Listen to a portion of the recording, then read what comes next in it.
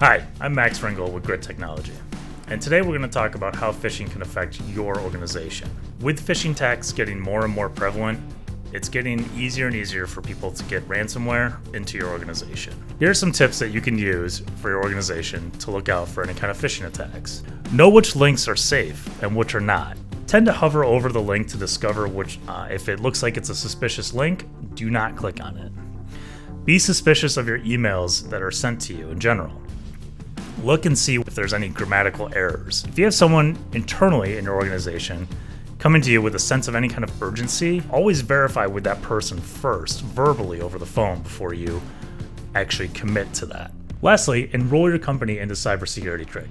That is a big one that we take seriously here at Grit. What it does is it simulates phishing attacks for your employees, and it gives an educational training piece for your employees as well. If you have any questions on any of this, please reach out to us at grittechs.com.